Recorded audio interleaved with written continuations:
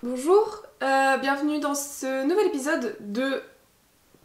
C'est quoi notre... On discute. On discute. Nouvel épisode de On discute. Aujourd'hui on va recevoir Thomas qui est artiste peintre. Ce sera donc le Deuxième artiste qu'on présente. Le deuxième artiste qu'on présente, mais du coup le 5e épisode de On discute. Donc on se retrouve tout de suite pour du coup l'interview de Thomas. À toutes. À toutes.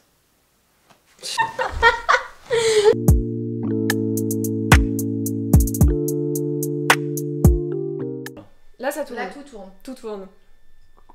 Thomas, ici présent, qu'on vous a annoncé dans l'introduction, le voici, le voilà. Bienvenue Thomas, merci Bonjour. d'être là aujourd'hui. Ça plaisir. va? Est-ce que tu vas bien? Tout va bien. Tout se passe bien pour l'instant. Très bien. Tu es à l'aise? On n'a pas commencé, donc ça va. Eh bah écoute, je t'en prie, présente-toi un petit peu. Qui tu es, ce que tu fais. Voilà. Donc, du coup, je m'appelle Thomas, je suis en 5e année au Beaux-Arts Saint-Étienne. Tu fais quoi? Tu peins? Majoritairement de la peinture, après j'aime bien différents médiums, je fais du dessin, j'ai apporté quelques gravures, des impressions, photos un petit peu, j'aime bien un peu tous les médiums. Tu peins. On est très contente que tu sois là parce qu'on aime beaucoup tes peintures, on aime beaucoup ce que tu fais. Est-ce que tu peux nous parler justement de ton univers un petit peu dans tes peintures? Ouais. Du coup, l'univers de mes peintures, en tout cas de celles que j'ai ramenées, ce sera plus facile pour vous expliquer. Je m'intéresse aux formes, notamment aux motifs architecturaux.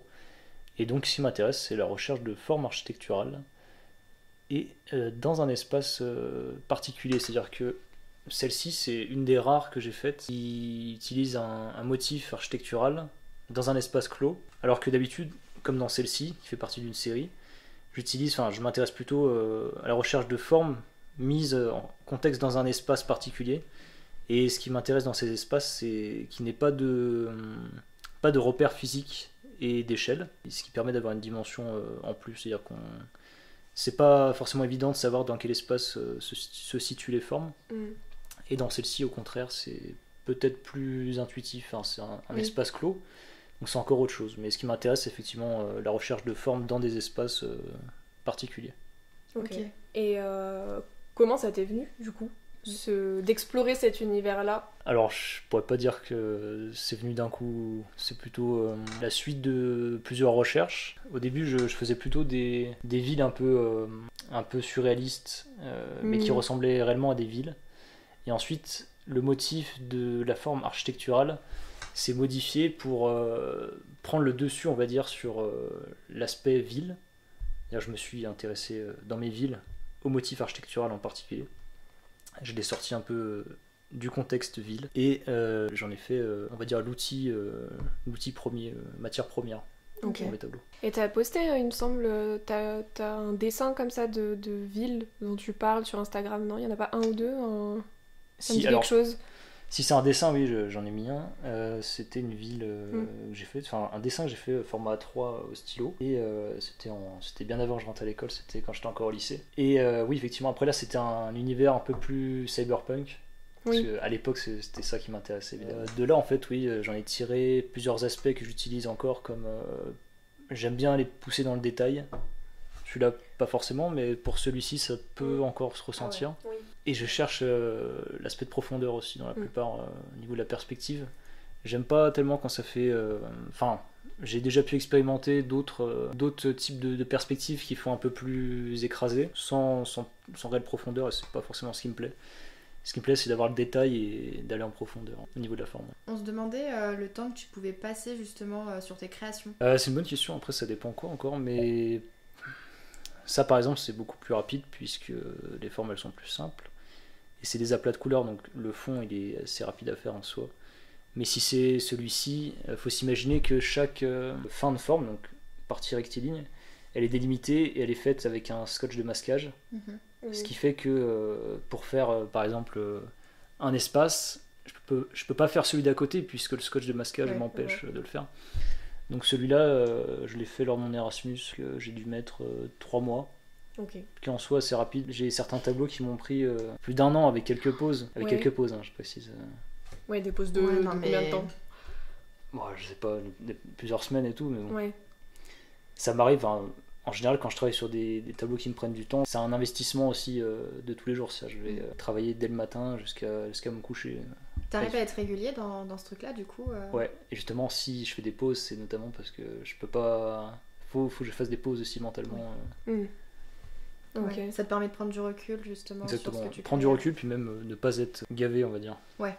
Mais déjà, c'est ouf, hein, passer 3 mois sur Ouais. le même projet. Après, ouais, 3 mois, et en parallèle, j'en fais d'autres, parce que sinon, c'est compliqué d'avoir la tête à faire un seul truc. C'est quand même plus simple de diviser les tâches en faisant plusieurs, puis ça avance plus vite aussi. Et quand tu te lances sur un projet comme ça, tu fais un croquis? Comment tu procèdes pour commencer le truc? Est-ce que tu as une image déjà avant planifiée du résultat ou tu fais au fur et à mesure? Ouais, pour cela, j'ai fait effectivement quelques croquis, mais ça reste assez sommaire, puisque j'aime pas, enfin j'ai quand même du mal à me forcer à faire des croquis, que ce soit des croquis d'observation, des choses comme ça. Je préfère, enfin c'est peut-être bête à dire, mais je préfère les formes plus abouties, et j'ai besoin que ce soit abouti de manière rapide, que je me perde pas dans des dessins qui vont pas être terminés. Et donc, par exemple pour celui-ci, ouais, j'ai fait des croquis et évidemment un tracé préliminaire sur la toile. Perspective de tête, quand même pas à ce niveau-là.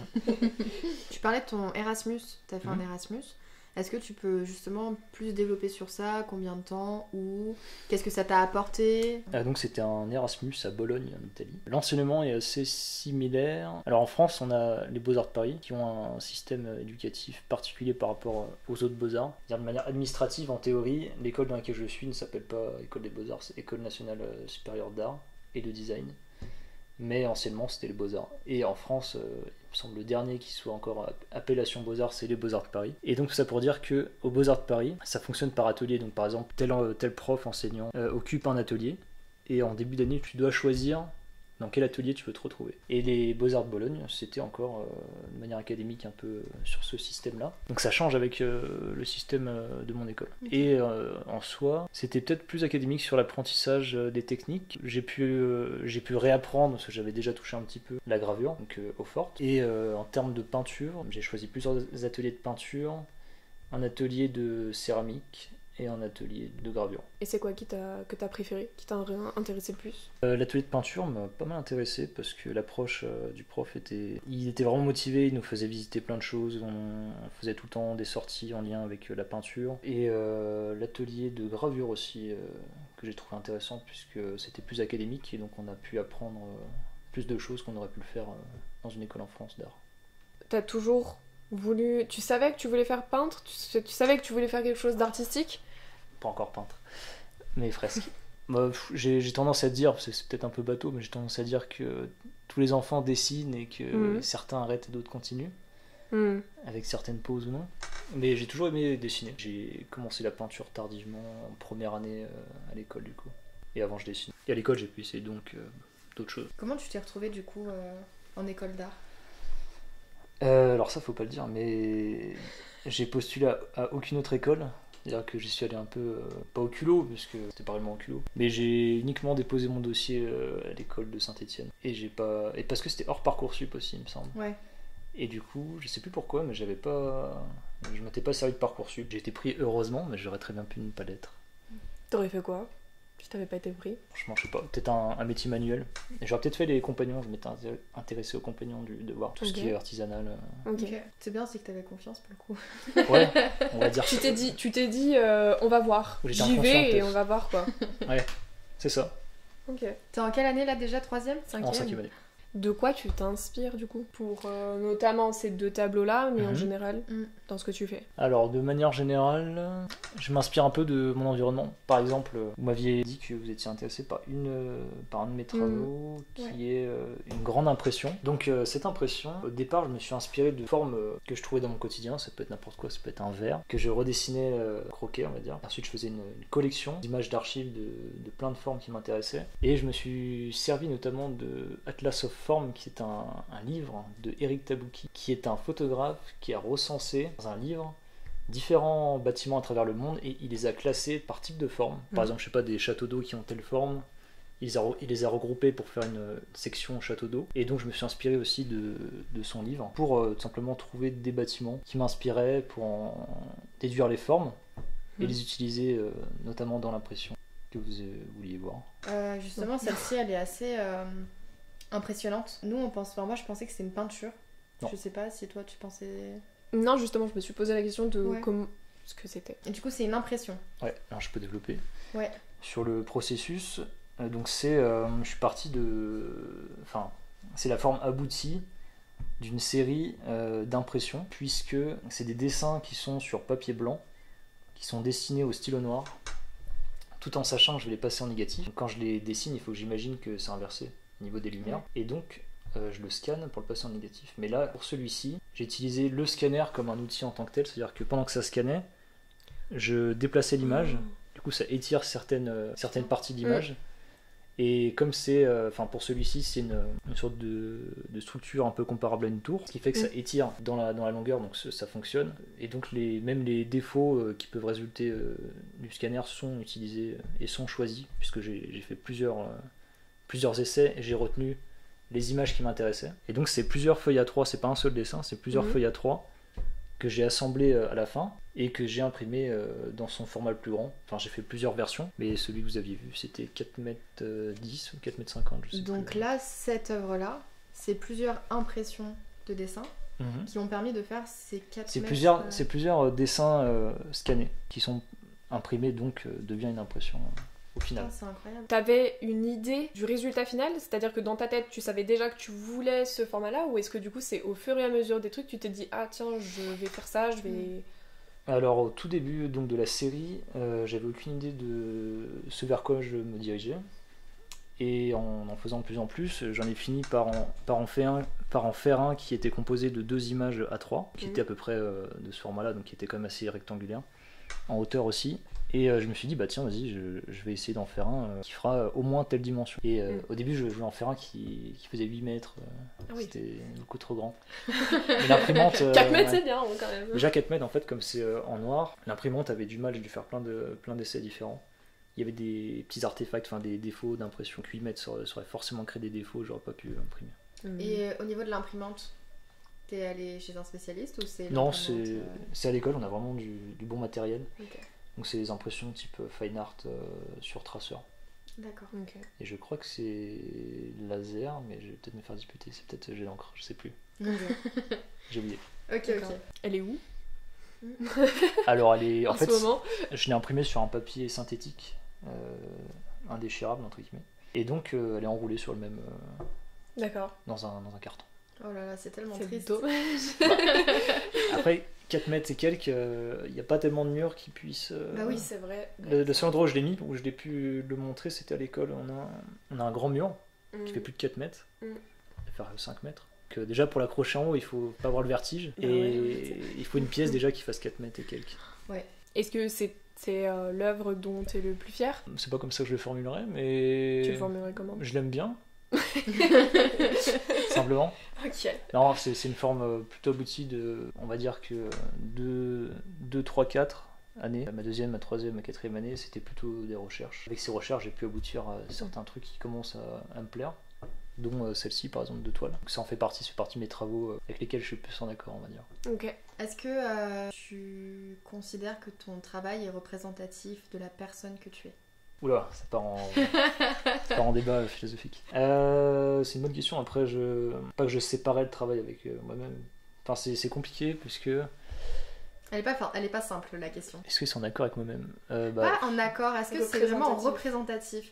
Est-ce que par exemple une personne très joviale peut faire des dessins très sombres? C'est pas forcément représentatif de ce qu'elle est en apparence, mais ça peut l'être de ce qu'elle est à l'intérieur. Enfin, tu vois, t'as plein de manières d'aborder le représentatif de toi. Ça peut être trouble comme question, puisque en soi, c'est pas parce que je présente ça aujourd'hui que je peux pas faire complètement autre chose de mon côté. Ou, par exemple, je fais de la musique à côté. Ce sera peut-être plus représentatif de ma personne. Et j'aime pas, on va dire, lier directement mon travail avec moi-même. Réducteur. C'est peut-être réducteur, mais c'est surtout aussi que c'est complètement autre chose, dans le sens où certes c'est un moyen d'expression, mais est-ce que ça va jusqu'à une projection de soi-même? Pas forcément.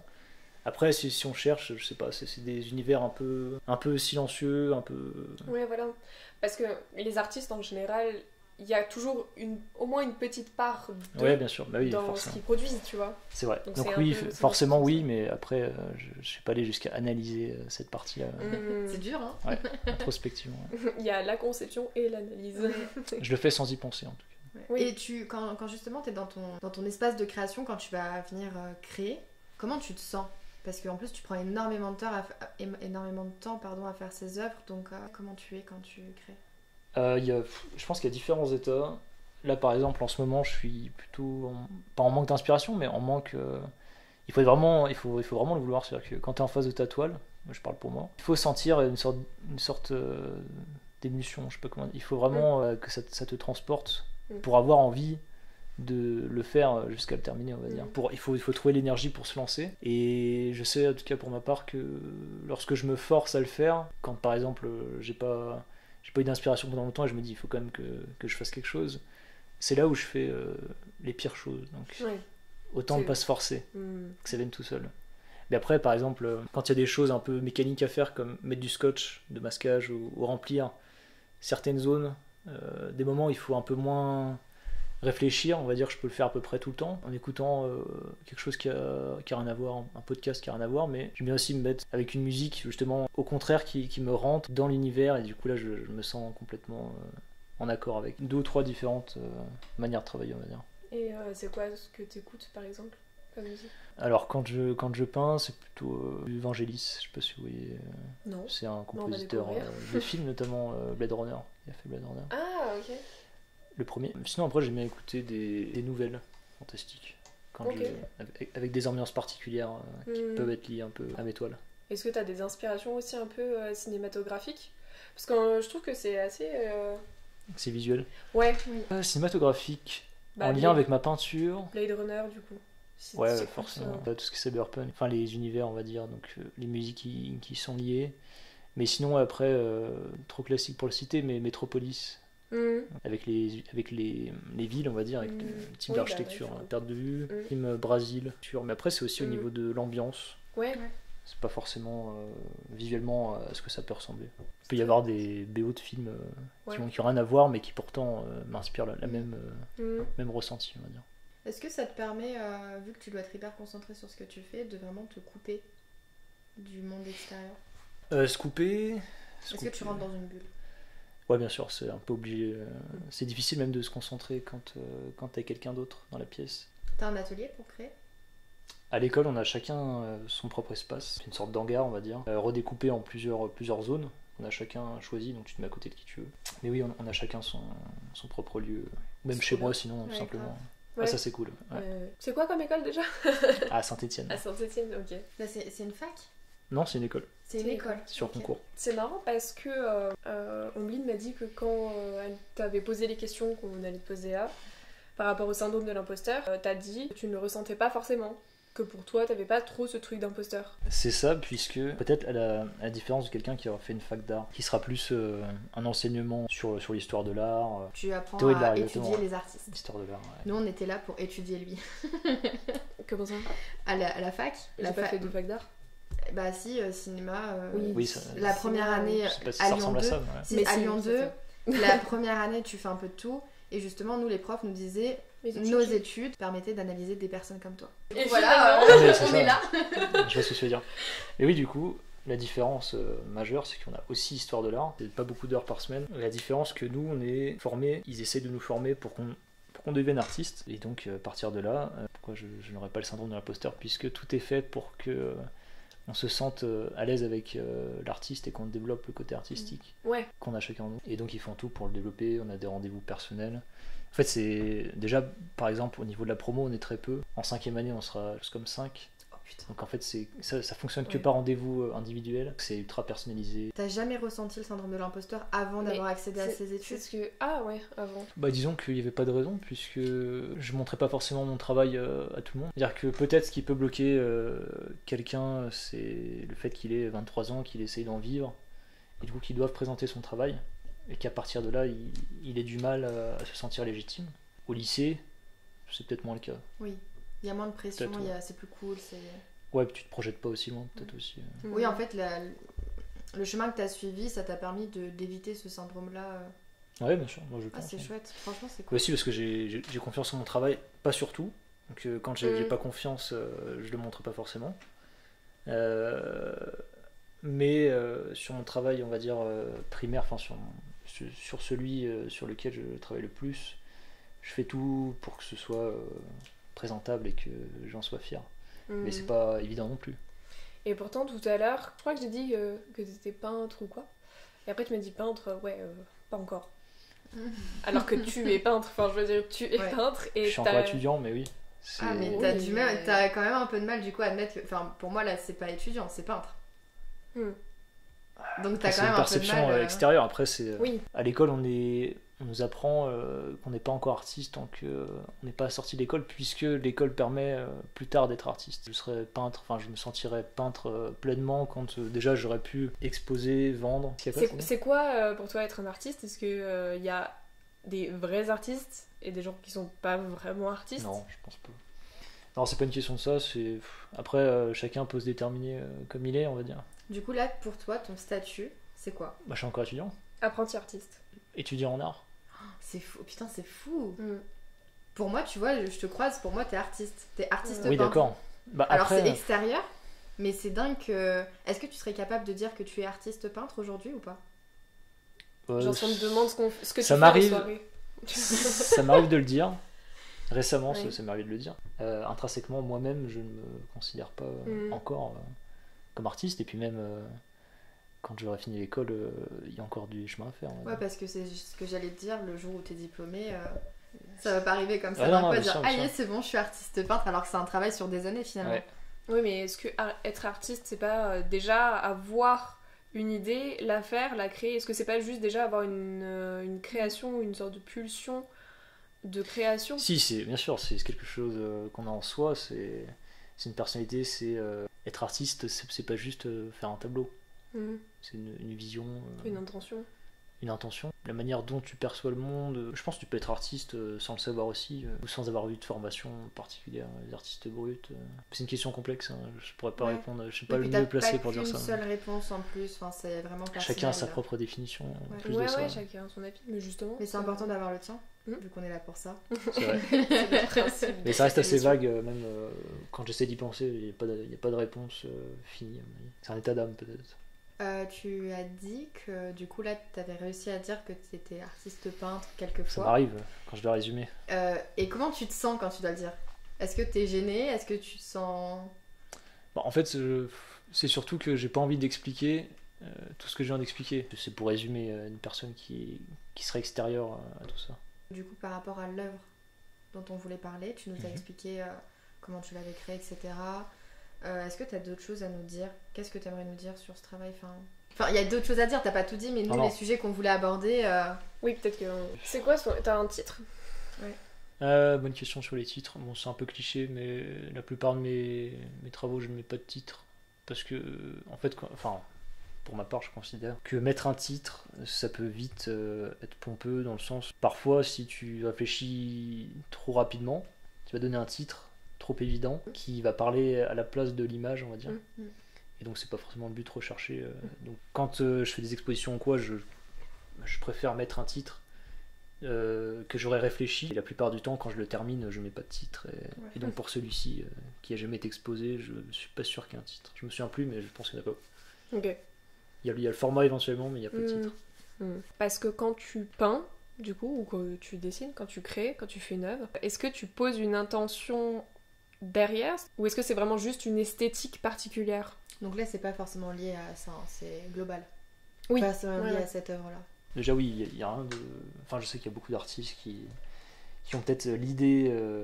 Par exemple, s'ils font quelque chose de politique, il y a forcément l'idée politique qui préexiste avant l'œuvre.